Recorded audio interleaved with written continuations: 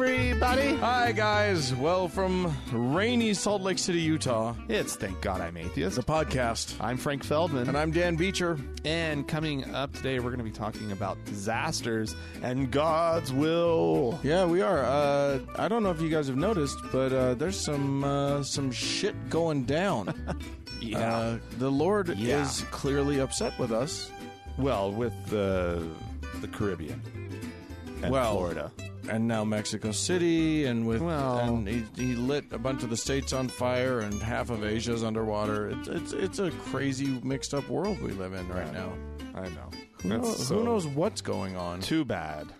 It is too bad. Well, I'd hate to be in one of them. That's for sure. Well, And I what's feel nice bad for the people. What's in nice them. is that we are safe and sound, tucked into the Wasatch Mountains, where nothing can hurt us ever in the world, except for some massive earthquake. except for when the massive earthquake hits and just destroys the entire city of Salt Lake City. Yeah. Yeah, there you go. there's that. But until then, we're fine. Hey, what do you got? You got anything good for us? Well, I have an update about gay cakes. Well, great. Gay wedding cakes, The gay gay- birthday cakes. I mean, all gay, cakes are kind of gay. Anniversary cakes. I feel like cake in general is kind of a gay concept, like in a good way. Yeah. They're celebratory and Well, they're happy. They're for hap- happy occasions. Yeah. You very rarely does one have sad cakes. yeah. Who does a sad cake? There actually is a kind of cake called a sad cake, but Well, that's miserable. don't ever do that. All cakes are happy. anywho, this sort of famous case that's coming out of Colorado, where the conservative, religious, probably evangelical, if I remember right, baker refused to bake a cake for, I think, a lesbian couple's wedding, right? And now the whole thing has turned into this international affair. Almost, yeah. right. Just terrible. Well, the LDS Church has signed on, is lending their voice in an effort to support the bakers. Right.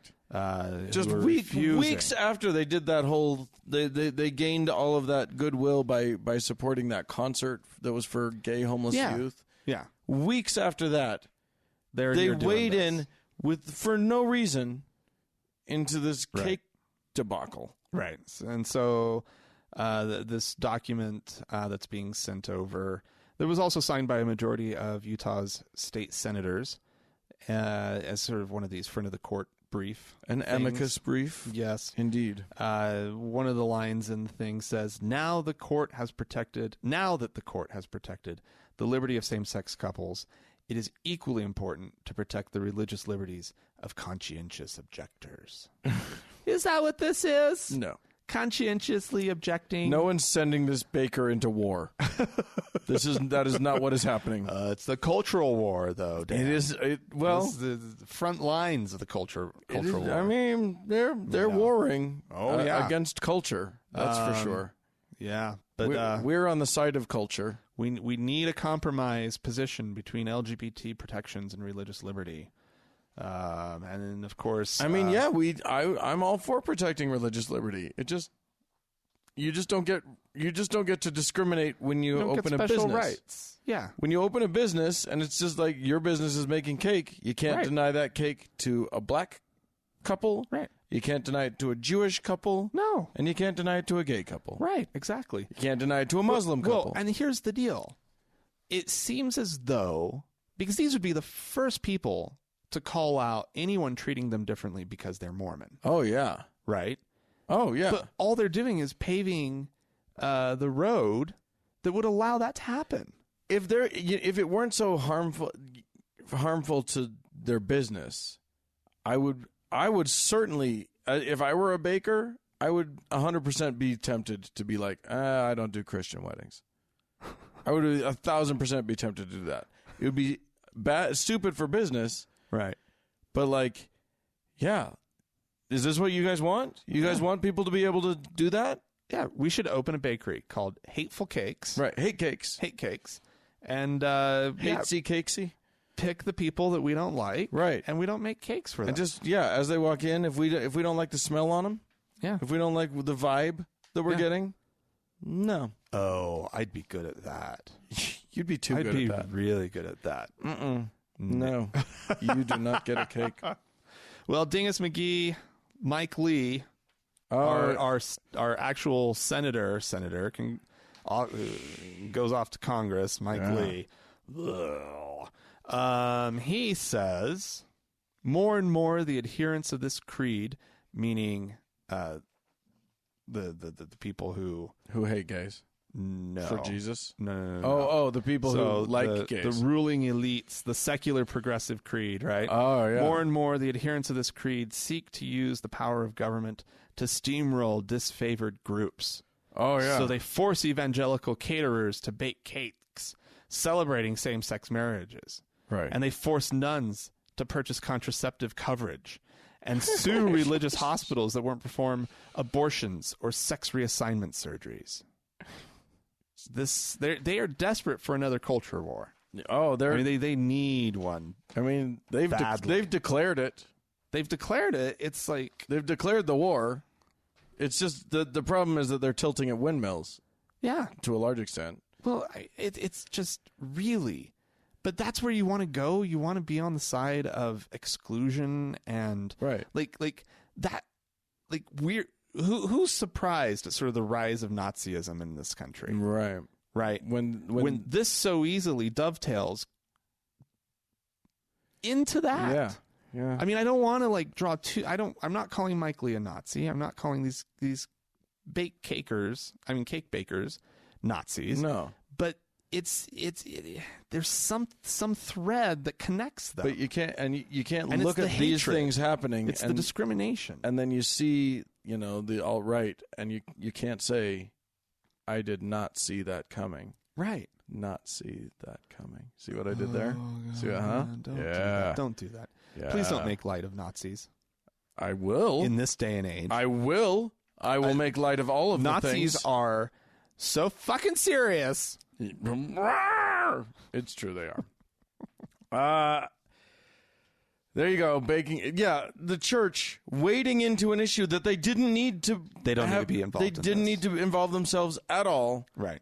Good thing that they dove in. I'm so glad, because they might have not undone all of the work, all of the goodwill that they had built up. They might have just kept it. Right. But no, they knew better. Right. I tell you what, I feel like there is a war happening inside the church. And like certain people at the top are going in one direction, and certain people at the top are going in another direction, and they just won't. Well, which apostle has the gay brother? Oh, I don't know. Don't they all have? Well, there's one that's actually like an outspoken. Oh, really? Gay man. Oh, okay. There was actually an article in the Tribune this week about it. Oh, okay. So there you go. It's a war. It's a war that's happening. I'm going to take us to first to southern Utah, former home of Warren Jeffs and his merry band of polygamizing fundamentalist Mormons down there. Now his home is a jailhouse in Texas, is a prison in Texas. Yeah, and rightly so. And rightly so. Well, he just lost another pretty big legal battle. And this I am so happy about. A woman named Alyssa Wall was recently awarded more than $16 million in damages owing to the fact that Jeffs married her off to her cousin at age 14. Oh, my God. This was... marriage at age 14 in the state of Utah is legal, I think. But this wasn't a legal marriage. This was a what they term spiritual marriage, right? Because they operate outside of the legal definition of marriage in this country. So this was child rape, indeed, and trafficking, really. Because legal. It wasn't just spiritual child rape; it was also legal. It was also just statutory rape of a child. She was married. This happened in 2001, and she sued Jeffs and the Fundamentalist Church of Jesus Christ of Latter-day Saints. Mm-hmm. And $16 million is no small shakes.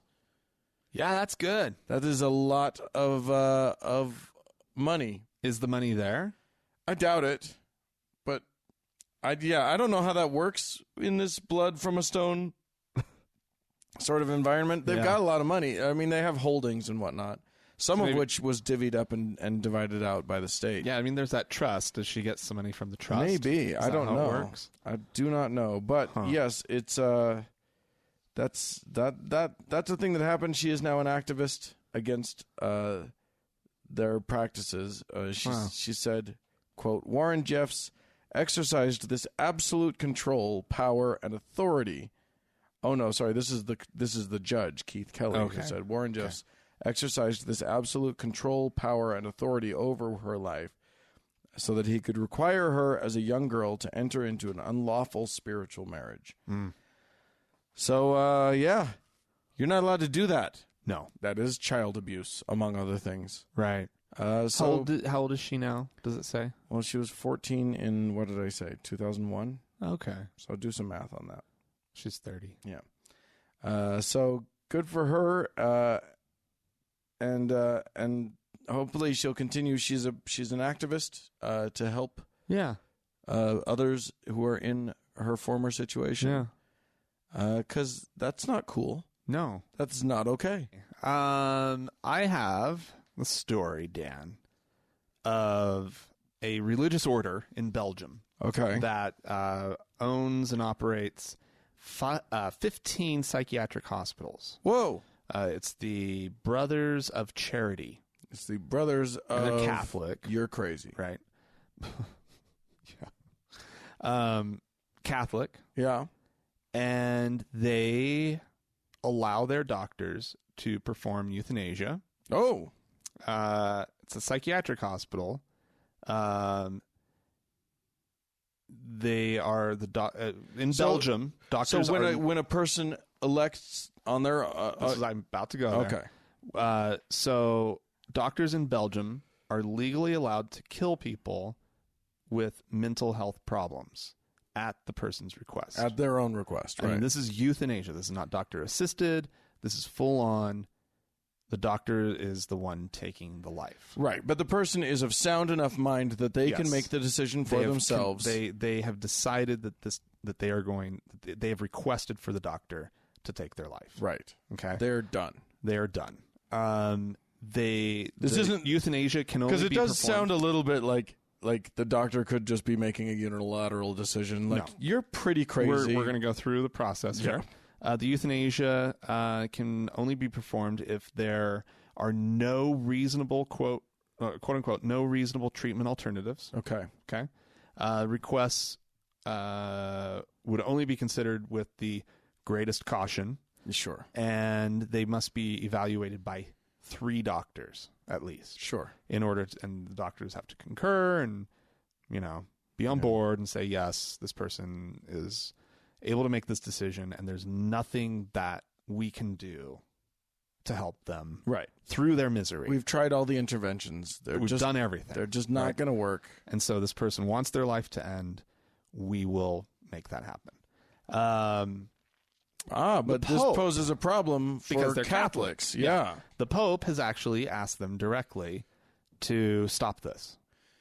They have 30 days to comply. Okay. Or they had 30 days to comply. I believe we're still in the window of time for them to comply. Okay. And the Brothers of Charity have released a statement saying that they do not feel that euthanasia is inconsistent with Catholic doctrine. Ho! They are reading different books than I am. And so they are in defiance of Pope Francis right now. Fuck you, Pope. And they are going to continue doing what is legal in Belgium. Wow. And apparently in the Netherlands as well.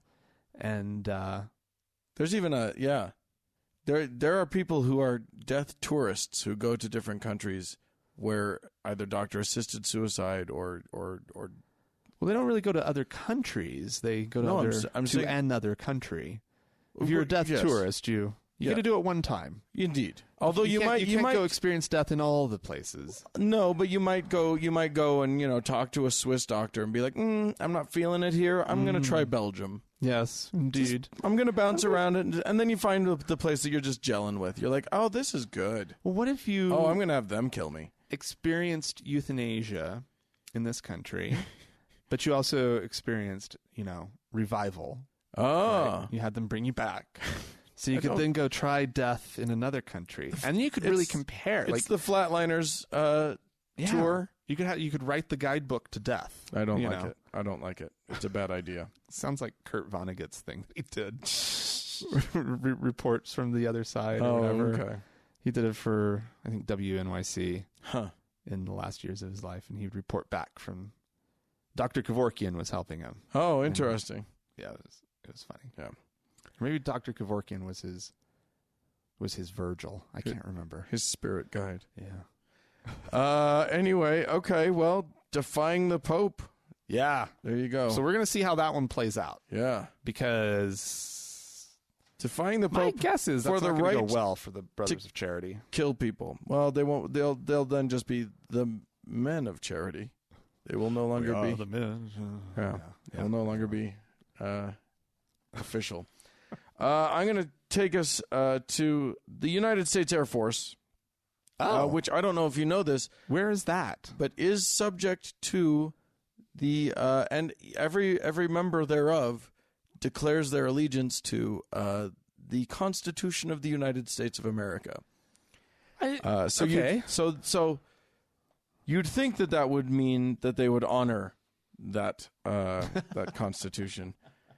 A chaplain in the United States Air Force, Captain Sonny Hernandez, recently maybe fell afoul of that. Maybe wasn't quite up on his on what he should be doing in terms of the Constitution when he said, quote, "Counterfeit Christians in the armed forces will appeal to the Constitution and not Christ. And they have no local church home, which means they have no accountability for their souls. This is why so many professing Christian service members will say, we support everyone's right to practice their faith, regardless if they worship a God different from ours, because the Constitution protects this right." So far, he's describing exactly how a service person should indeed act. Mm-hmm. But he continued, "Christian service members who openly profess and support the rights of Muslims, Buddhists, and all other anti-Christian worldviews to practice their religions because the language in the Constitution permits are grossly in error and deceived." Oh, indeed. Oh, they sound so deceived. Yeah. Or maybe he's the one that's in error. 'Cause what the fuck? Yeah. Because these chaplains, I will remind our audience, are not just there for their Christian service for people. everyone. They're there as a resource for all of our airmen. Supposedly even the atheist. Supposedly even them. Yes. The worst people in the Air Force. He is meant to be serving them too. But he clearly does not believe that. No. The MRFF, the Military Religious Freedom Foundation, has filed multiple requests that he be investigated, as they should. The man should lose his job. Yeah. He's basically just declared, I don't believe in my job, and I don't want to do it properly. Get him out of there. Yeah.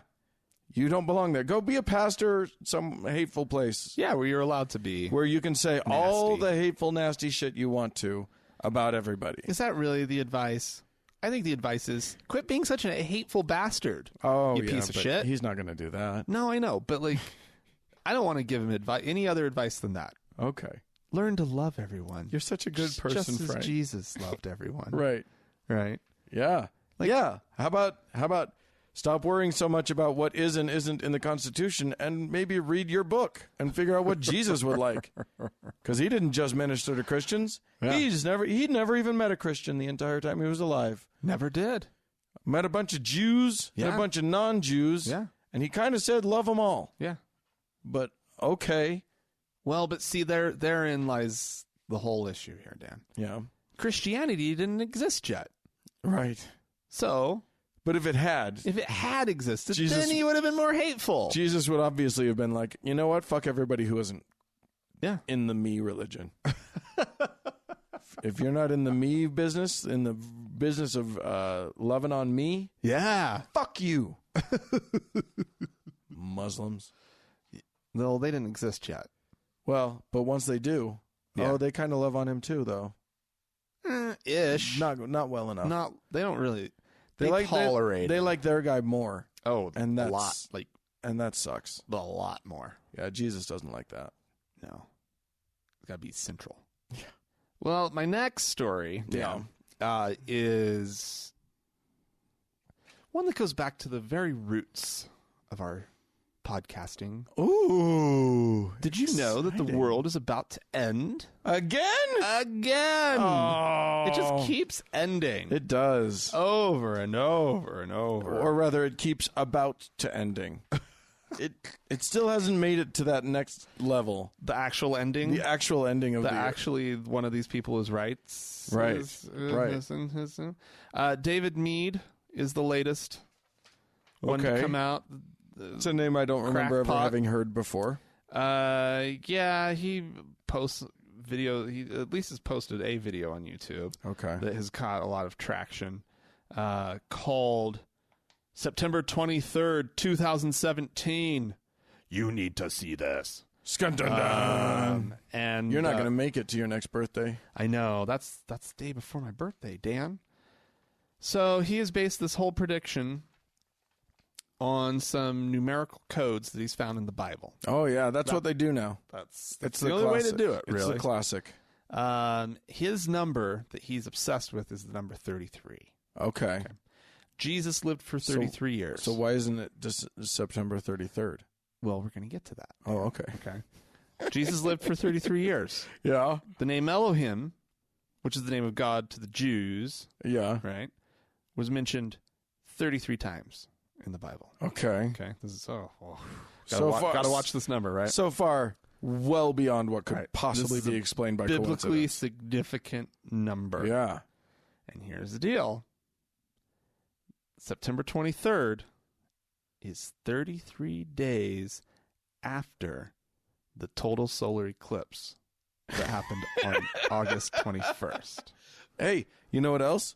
There's 33 books in the Bible, plus some. Okay. But there are 33. So, right. There's 33 words. There's 33 words. Yeah. if you count 33 words in from every chapter of the Bible, there's a word. There's a whole new message. And it's and if you put them all together and then rearrange them, you get sentences. You should do that, Dan. That sounds like fun. Yeah. Maybe you could teach this David Mead guy a thing or two. Oh, yeah. Right? So, according to Mr. Mead, the book of Revelation has an image that it describes, right, that appears in the sky when there's supposed to be a woman clothed with the sun, with the moon under her feet, and a crown of 12 stars on her head, who gives birth to a boy who will, quote, rule all the nations with an iron scepter. Now, this I remember this. This is an ancient Aztec myth, right? Oh, no, this is still Christian people This is talking? Christian. This doesn't make any sense. What Book the of fuck Revelation, Dan. Oh, well. She's threatened by a red seven-headed dragon. Yeah. And then the woman grows wings of an angel and is swallowed up by the earth, okay? And then the White Walkers come in. So there's that, okay? With the King of the Night. So he feels like this is talking about the constellation Virgo, which represents a woman. A virgin. Yeah. The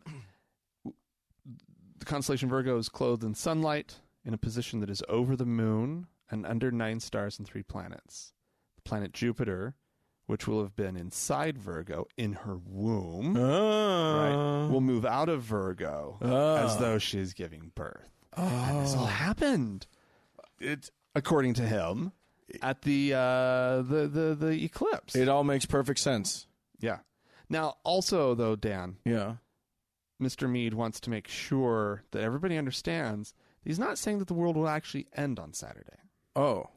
Well, then what the fuck? The book of Revelation is manifesting that day and it's going to lead to a series of catastrophic events Okay. that will happen over the course of weeks. But we've already had catastrophic events. There will be more, Dan.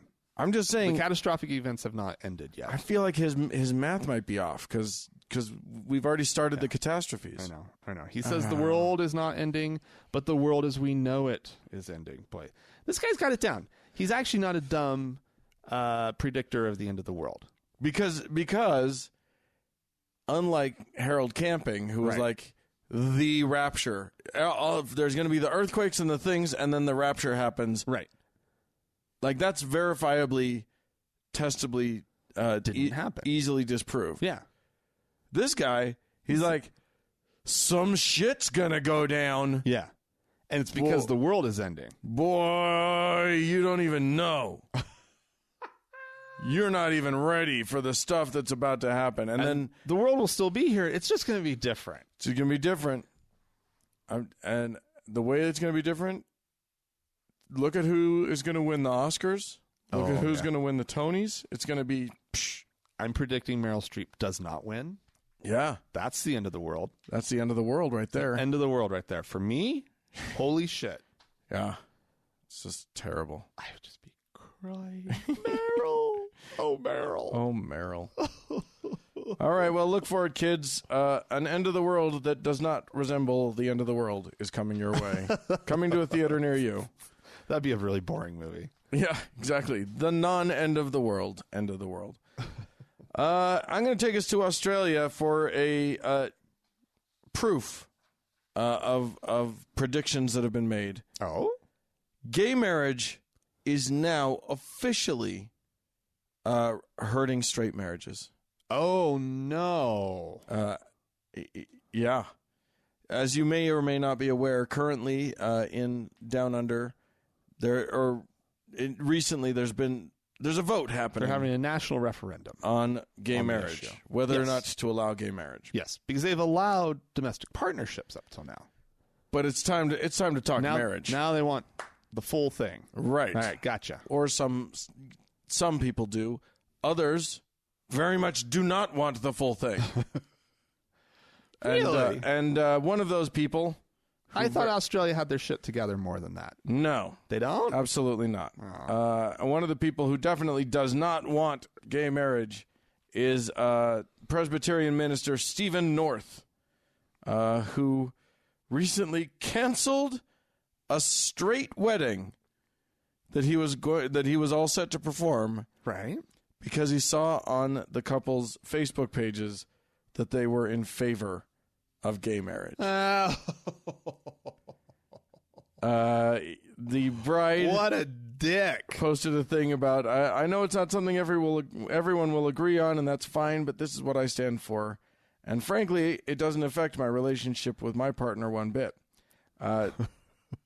To which she got a response from the minister, or eventually she heard from the minister that, quote, by continuing to officiate, it would appear either that I support your views on same-sex marriage or that I am uncaring about the matter. As you know, neither statement is correct. Oh, boy.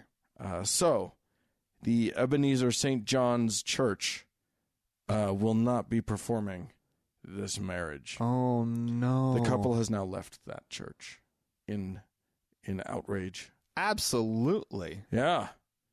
I mean, my God.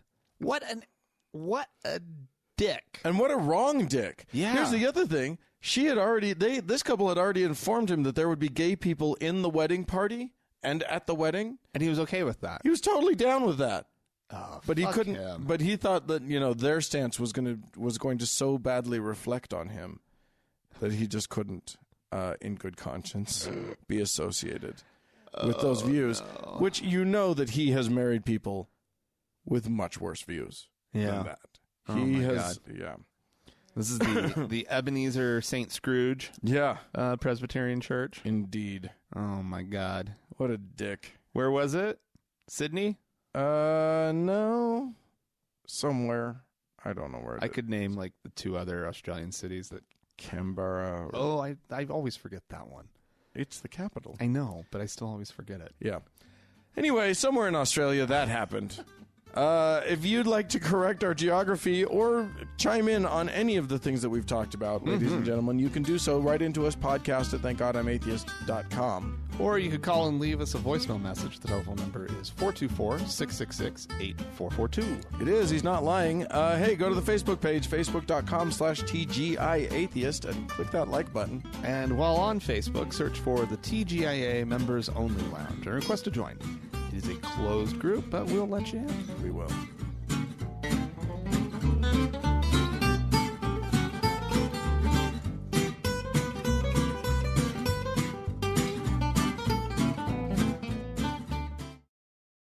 So, Dan. Yeah. We have a little clip here. Some satanic shit's been going down. Well, okay, so this is a reference. So Alex Jones is about to go crazy. As he likes to do. What he's going to be referencing is, like, vaguely, he'll glance off of this, but there is that case in the Midwest, in Missouri, maybe? I don't remember where it is, where a member of the Satanic Temple is suing the state because that state, whatever state it is, has very restrictive abortion laws, and she wanted an abortion, and she didn't want to have to wait the 2-day waiting period or whatever.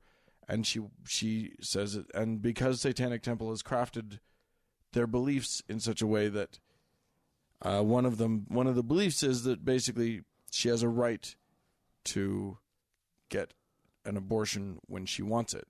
So using the same law that Hobby Lobby used to get around having to provide contraception for their employees, right? She is suing on religious grounds to have the right not to have to wait for an abortion. Right.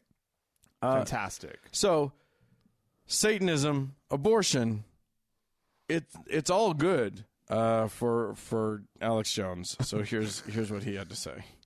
They take the little cute desperate baby and then they sit there with a scalpel, and the baby, even at 9 months, is fighting, and they go, "Look how tough I am," and just they go, "I love you, Satan, I love you, Satan," as the baby begs, and they all run over and start drinking the blood and slurping, and they all have sex with each other, and they just pledge to get your kids and pledge to overthrow God and pledge to overthrow prosperity. And when they drive through the countryside and see your nice cut fields and your pretty little farmhouses and your nice kids, they want to kill you.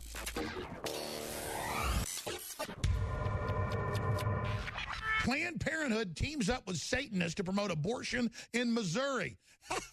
I shouldn't laugh. How many times do you hear about an abortionist getting busted because they're keeping babies alive, or they're doing rituals, or they're having sex with the corpses, and then they'll argue in court, "It's my religion, I'm a Satanist."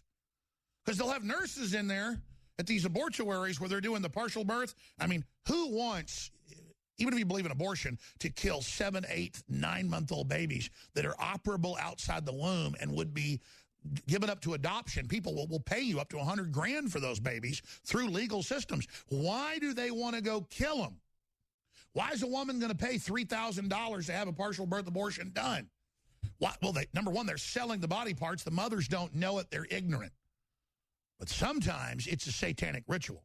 And they go ahead and take the baby out, and they kill it right there. And the mother's involved. And I've talked to law enforcement. It's come out in the news. You can just search engine, abortion doctor was a Satanist. Or you can search top Nazi doctor, then traveled to Latin America to be an abortionist, and was also an occultist. I mean, you see this everywhere. Well, of course, who wants to kill 9-month-old babies? Devil worshipers. Oh. There you have it. That was a mess. That was one long, amazing stream of consciousness thing. There's words I've never heard there.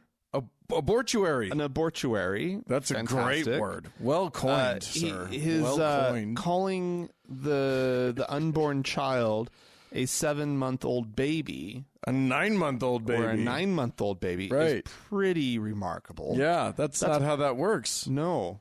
We start counting once they're birthed. That's not a baby yet. No. Oh. So and also, like, yeah.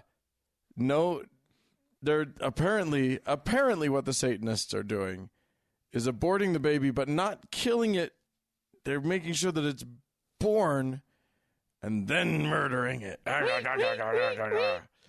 Because the Satanism is all very, very real. And slurp the blood. They're drinking the hell out of the blood and having sex with each other. Yeah. Oh, no.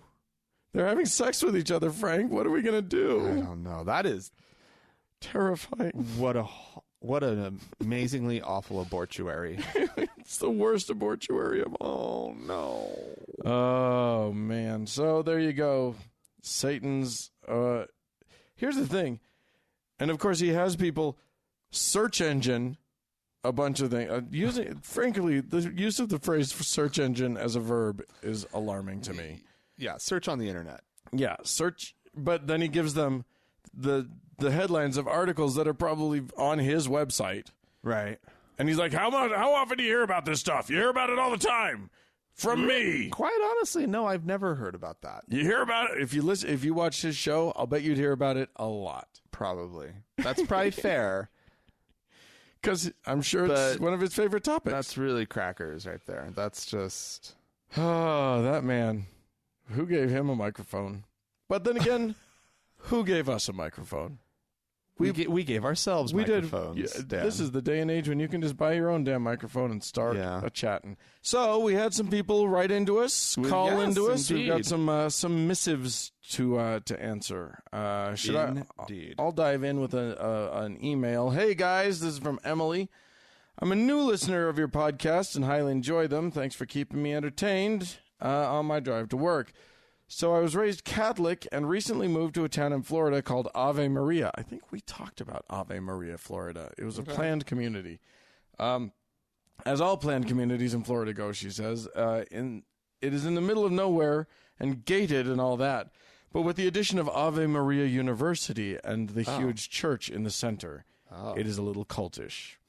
Anyone who just wanted to pass on a little story. Irma is bearing down on us, and my landlord called to ask about the hurricane shutters and said he talked to the priest about church this weekend, and thank God the priest said it will not be a sin to miss church Saturday or Sunday because of Irma. Okay. I haven't been to church in a while, and I certainly was not planning on going during a Category 5 hurricane, but thanks for the reassurance. Yeah, now they got Maria headed out there. Who knows? Yeah. People could be skipping church left and right. Madness. Or, yeah. What is going to happen to this community? Yeah. So we're all praying for Emily. Thoughts and prayers, Emily. Yeah. Anyway. That's nice. Do you have a Yeah, well, voicemail? I have a voicemail. This is a response to a couple episodes ago wherein we had talked about sort of the confluence of Christian schools, racism, and all of that kind of stuff in the South, and kind of how that mechanism works, and homeschooling, prop up, in order to kind of, underfund the public schools because it's really just the African American kids, right? And the white racists have their private schools, whatever, and probably a lot of non-racists, but just people who can afford it, right? And because the public schools have been underfunded, so forth and so on. But it's a vicious, horrible cycle. Anyway, somebody who kind of experienced that whole thing, sharing her story. Right. Hey, Frank, Dan, and company. I just wanted to weigh in on the article you guys discussed at the end of the last episode. I think you said the woman who wrote the article is fairly young, but I wanted to share my experience. In 2013, I graduated from a Cobb County public high school in Georgia. Cobb County is actually a really well-off area, and their schools are considered pretty high quality for Georgia public schools. I would say our teachers definitely glossed over the slavery and allowed states' rights narrative to be circulated by students without much resistance. Additionally, in this quote-unquote higher quality education I received, I was taught abstinence-only sex ed. Before that, my entire K-8 education was, in fact, in private Christian schools, and I'm afraid this is all too common amongst middle and upper-class whites in Georgia. They self-segregate. I went to college in a town in Middle Georgia, and it was, in fact, worse. The black population in town was higher than average, but their public high school, a Title IX school, had much higher black populations. Because of the white families sending their kids to private Christian schools, whether or not they could really afford it. I have tons of anecdotes to reinforce my point, but I won't take up any more of your airtime. All of this is really just to say yes. Yes, the racism in the South is alive and well and inextricably linked to their Christianity. Thanks, guys. Yeah. There you go. From the belly of the beast itself. Yeah. Reports from education in the South. Yeah. That doesn't sound very good. No.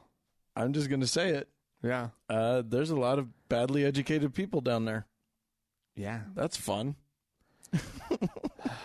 Yeah, I don't even know. Yeah. What kind of hope I have for a lot of parts of the South. Well, yeah, and it's one of those things where, like, unless they went on to college and got out of the area. Properly educated, yeah. Of course, there's going to be a whole bunch of people who think they know things that are absolutely wrong. Yeah, exactly. Cool, guys. Great job, everybody. Jesus. We got another email. Hey there, you atheist fiends. I have only recently discovered your podcast, and I'm thoroughly enjoying each episode I've listened to in your back catalog, as well as your new episodes when they drop. In your Eclipse episode, you said you didn't think LDS Mormon genealogy was used for blood purity. You remember we had someone write into us about that. Yeah. While it may not have been publicly promoted as such, it has most certainly been used for this. He goes back. He went deep. I had to. I'm picking and choosing what I'm reading because he provided a lot of links and a lot of stuff. Okay. In the April 2, 1936 issue of the Millennial Star, that's an older LDS publication, Mark E. Peterson, who was some sort of apostle of the church, has an article titled, "What Started the Quest for Ancestors?" Where he says, so one of the quotes, and he provided the link, I did check this out. You don't really need any context for this, because what he said was, quote, conditions I'm going to remind our listeners, this is 36. So, the war hasn't really started yet. Well, where are we at? 36? In 1936, the U.S. is well without has not entered anything. As As far as like what's going on in Europe, I think by 36, Germany has started to aggress. Right. But the whole, like, mass killing of Jews thing has not come to light. We do not know about that. None yet. of that stuff has happened. No. But anyway. Eugenics is a big, heavy, proud practice. Alive and well. Yeah. Alive and well. And I think this is so with that context, this is a very telling thing for him to say. Conditions in Europe also reveal a widespread interest in ancestry. Since Hitler's accession, he has required his people to prove their Aryan birth by genealogical pedigrees, making Germany a land of researchers. Oh, wow. Isn't that cute? They're researchers. Yes. Good for them. Prove their worthiness as Aryans. Wow. Nice. Also, the emailer goes on to say, as shown in Neither White Nor Black, Brigham Young, founder of our fair church Mormonism, has this city is quoted as saying, "Any man having one drop of the seed of Cain in him," that would be Negro blood for those of you who can't translate that yourselves. And you're using that word because that's a word that he would use? Yes. Okay. Yes. Just thought I would definitely point that out. I don't personally... I know you well enough. I don't personally speak of the African-American community as Negroes now. I just wanted to make sure everybody's clear on that. Okay, thank you. Anyway, any man having one drop of the seed of Cain in him cannot hold the priesthood. And if no other prophet ever spake it before, I will say it now in the name of Jesus Christ. Oh, boy. I know it is true, and others know it. The LDS Church has since backed off of that. But that was a word. Those are words of a prophet, Dan. Yes, indeed. And not tremendously equivocal about it. No. Pretty damned... Saying, I am a prophet, and I'm saying this. Yeah, exactly. Good for him. So, yeah, I guess it does make sense.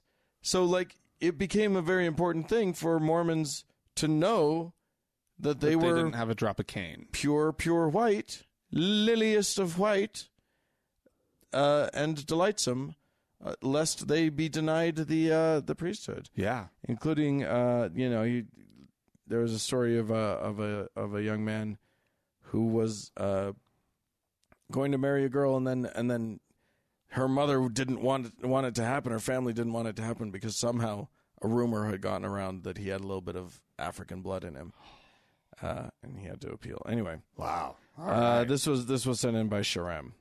All right. Thank you for that. Sounds good. Well, I have a voicemail. Yeah. That is a question for us. Oh, good. So I'm just going to play it. Hey, Frank and Dan. This is Jessica. I just wanted to know what your guys' aha moment to when religion was really just a bunch of bull.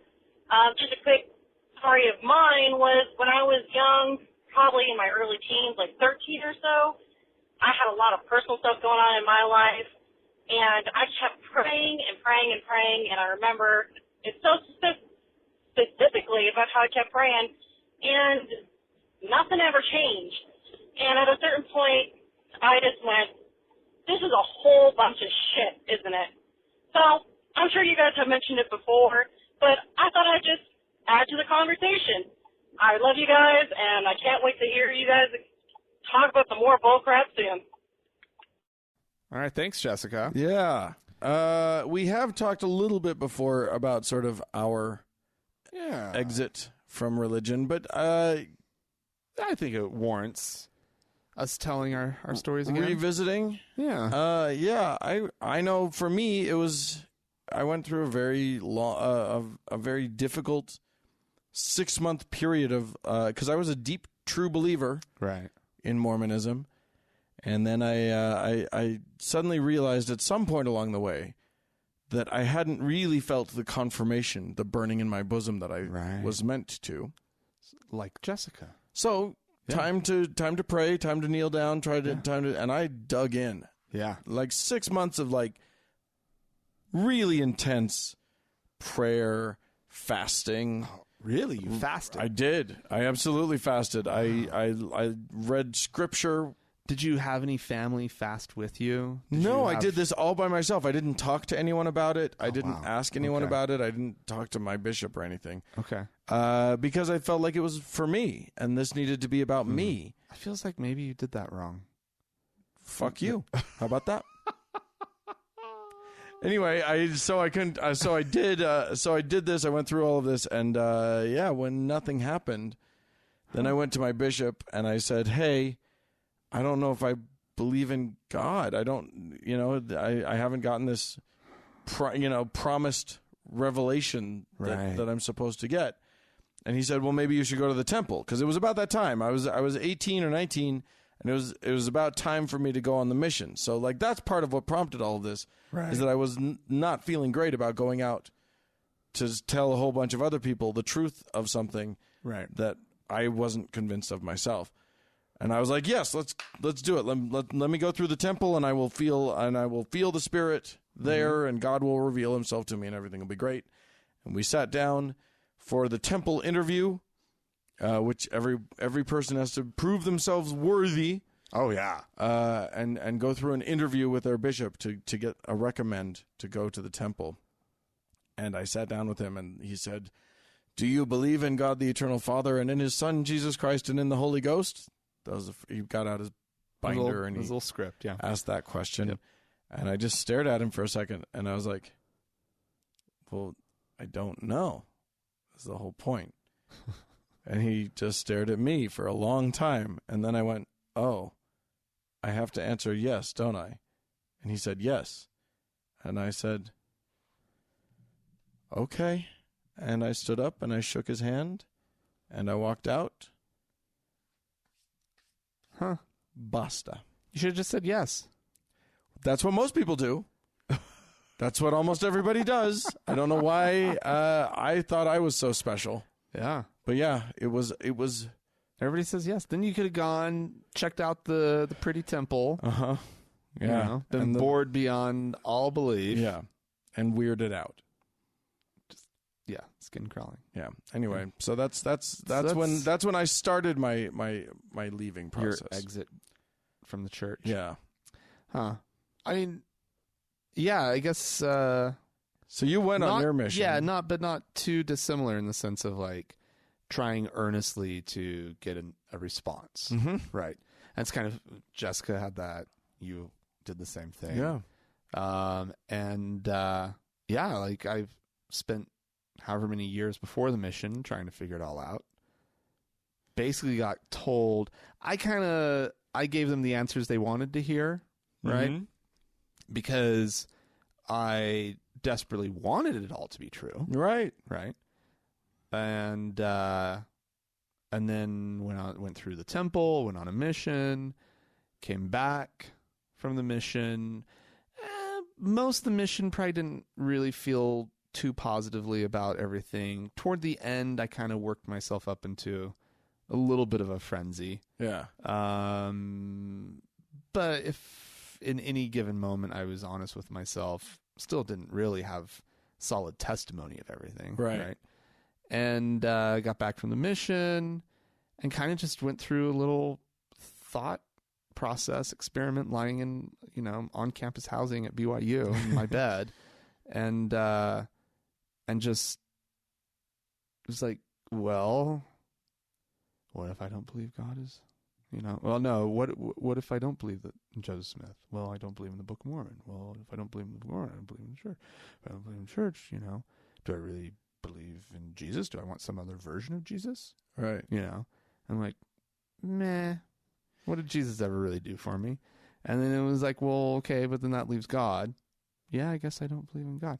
And then I like really kind of dared myself to really kind of accept it. Uh-huh.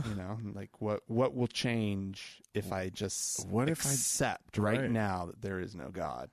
And I'm like, okay, I don't believe in God. And isn't that a great moment? And nothing really changed. Yeah. And then I very quickly started coming out to like my friends. Yeah.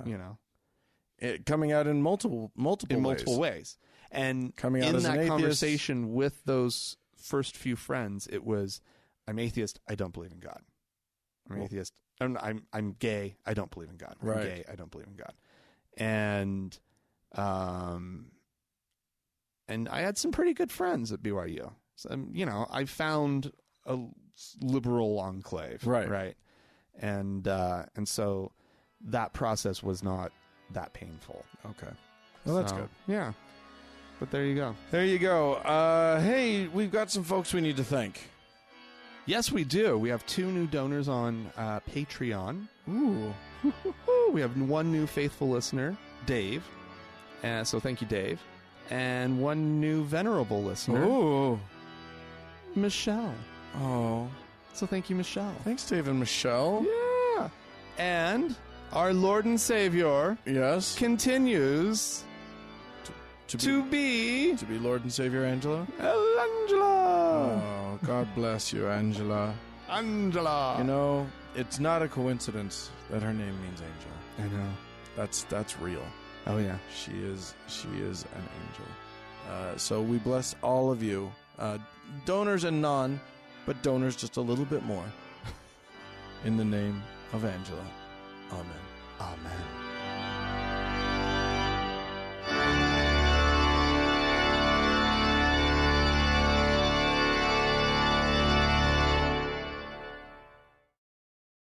So, Frank. Yes, Dan.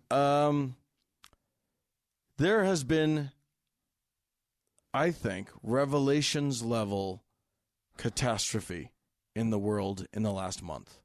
Really? Just gnashing of teeth and tearing of hair. The 4 horsemen have appeared.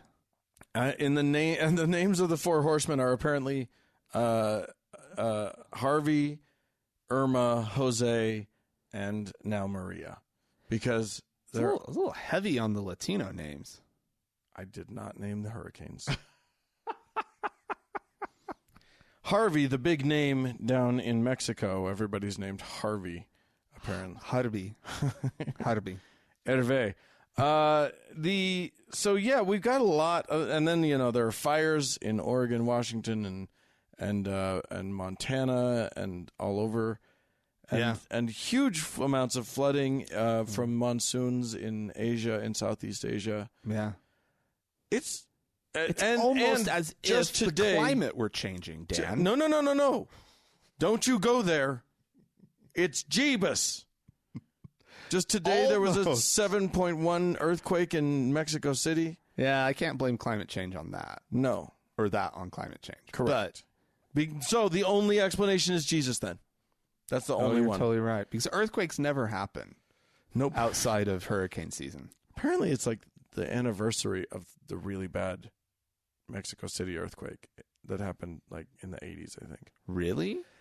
I don't know. To the day? Yeah, I think so, but I can't really verify that. That's really weird. I'm not going to do it. Anyway, here's what we're getting at.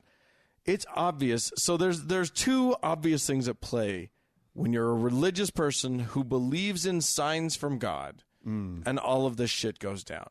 Mm-hmm. Beforehand, you hear all about pray that Irma doesn't destroy everything, pray for the victims, pray for Irma to turn left, pray for Maria to turn right, whatever. Pray. Right. Pray that this doesn't, to mitigate this catastrophe in some way. But then the catastrophe happens. It happens, and Houston goes underwater for a minute, and Florida is without power, and things are all busted, and all of the Caribbean is just so your initial prayers were for naught. The prayers didn't work. Prayers did not work, but now so how do we continue your praying?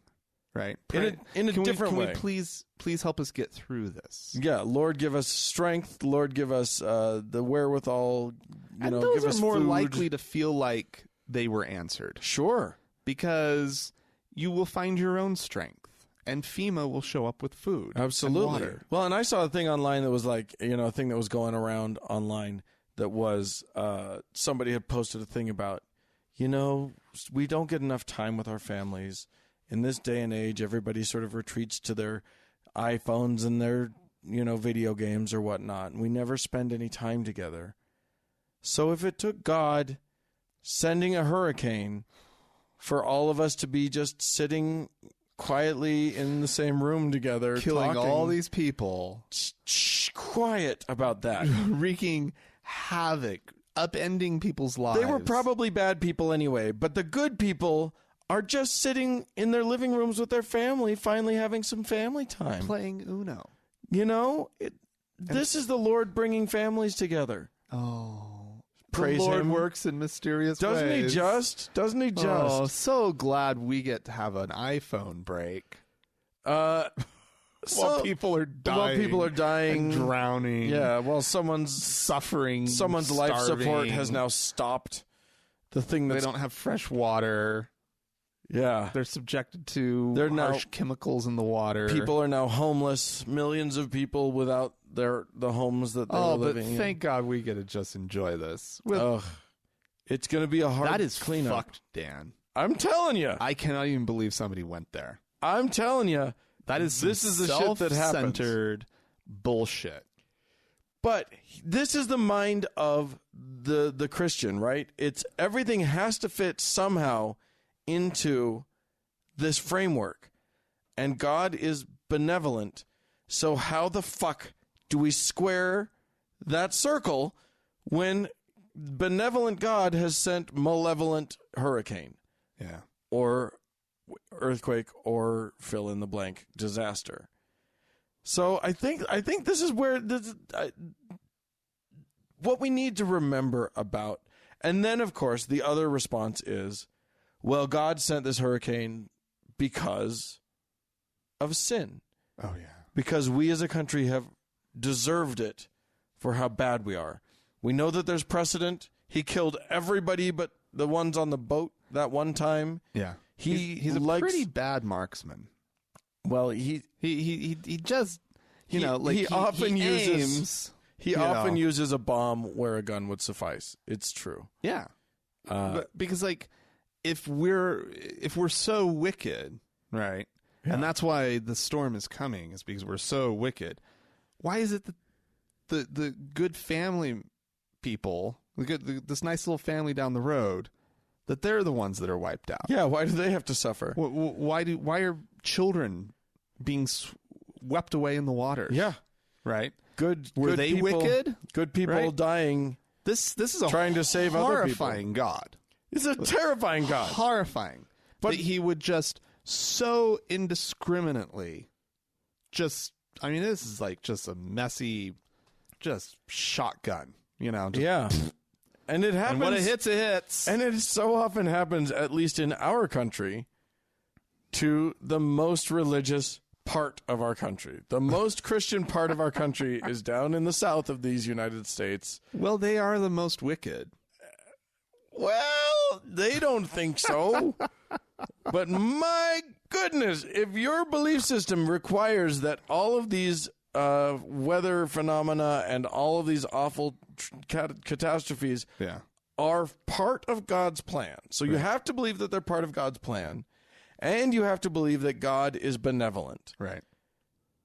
Man, that's a tricky... That's a cute little mind fuck they've got for themselves. Maybe God's upset at you because you're not baking cakes for gay people.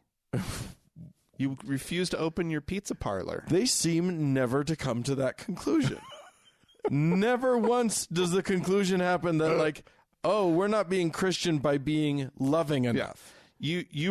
God is punishing you because you're racist, homophobic, sexist, You're and jerks. just ignorant in general. Yeah. That's why God is punishing you. Right. You're ignoring science. You're ignoring good information.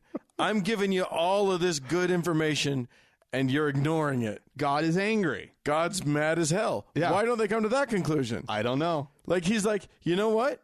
Global warming's real. I'll prove it to you if I have to. I'll wreck you to prove it to you. Yeah. Is that what you want? Yes, please. These people, so yes, but that's never the conclusion. No, never. It's always that someone's bumholing someone else, and that's the problem. Or a boy wants to be a girl, or a girl wants to be a boy. And Well, you got suddenly, that wrong, Dan. suddenly, there's the problem. Suddenly, that's what God's mad about.